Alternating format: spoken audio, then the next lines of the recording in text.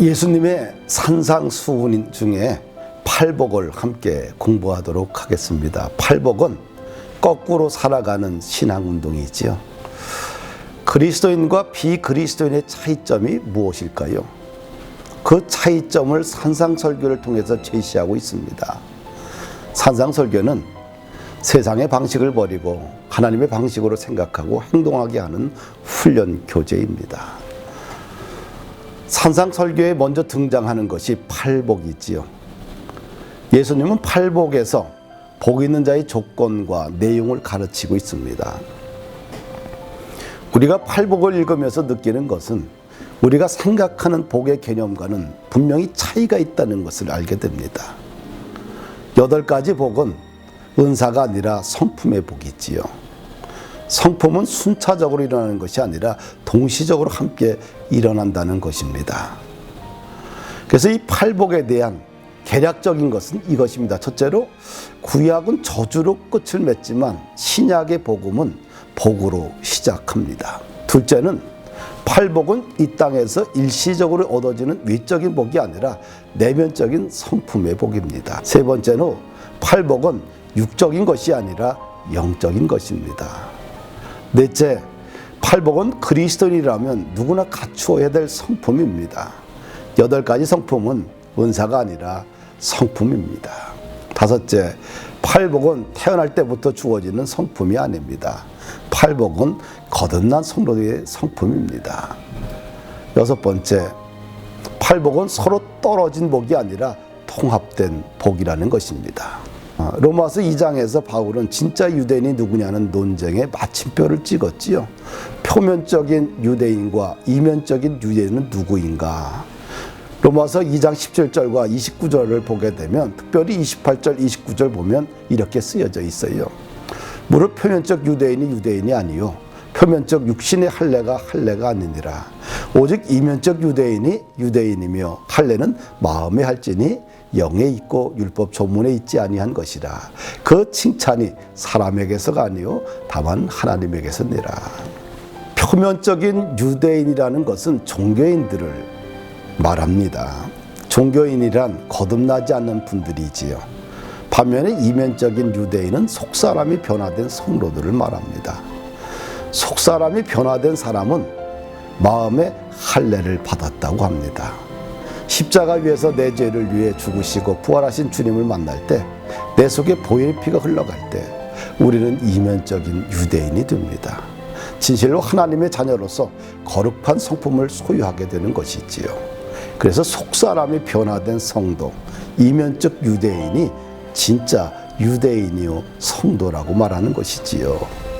거꾸로 살아가는 그리스도인들의 첫 번째 성품, 마음이 가난해야 됩니다. 팔복 중에 첫 번째 복은 심령이 가난한 자는 복이 있나니 천국이 저희 것이며, 팔복 중에 첫 번째 성품의 복입니다.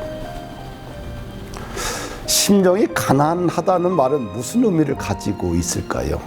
헬라어로 가난을 나타내는 말이 2개가 있습니다. 첫째는 페네스란 말은 생계를 유지하기 위해 노동하지 않으면 안 되는 사람을 말합니다. 둘째, 푸토코스는 절대적인 빈곤을 말합니다. 본문에서 가난함이란 바로 푸토코스를 말합니다. 절대적으로 빈곤한 사람을 의미하는 것이지요. 두 번째로 히브리어로 가난을 아니 혹은 에비온이라고 말합니다. 이 단어는 4단계로 발전을 합니다. 첫째로 처음에는 단순히 가난하다. 두 번째로 가난하기 때문에 영향력이나 권력이나 도움이나 특권을 가지지 못한다. 세 번째, 이러한 힘을 가지고 있지 못했기 때문에 사람들에게 짓밟히고 억압을 당한다. 네 번째, 지상의 자원이란 아무것도 소유하지 못했기 때문에 하나님께 전적으로 의존해야 하는 사람들을 말한다. 히브리어로 가난이란 아무것도 소유하지 못했기 때문에 하나님을 전적으로 의존할 수밖에 없는 사람들을 말하는 것이지요. 구약에서 가난한 자를 말할 때 아무것도 가지지 않는 자를 말합니다. 신약에서 예수님이 가난의 문제를 말씀하실 때 단순히 물질적인 가난을 가지고 말씀하신 적은 거의 없습니다. 예수님은 영적인 마음의 가난을 집중적으로 말씀하셨습니다. 마음이 가난한 모습이 바로 천국 백성의 고귀한 성품이라고 하신 것이지요. 그러면 마음이 가난한 사람이란 어떤 사람이냐? 첫째로 가난한 마음이란 자신의 절대적인 무능력을 알고 전적으로 하나님만 의지하는 사람을 말합니다.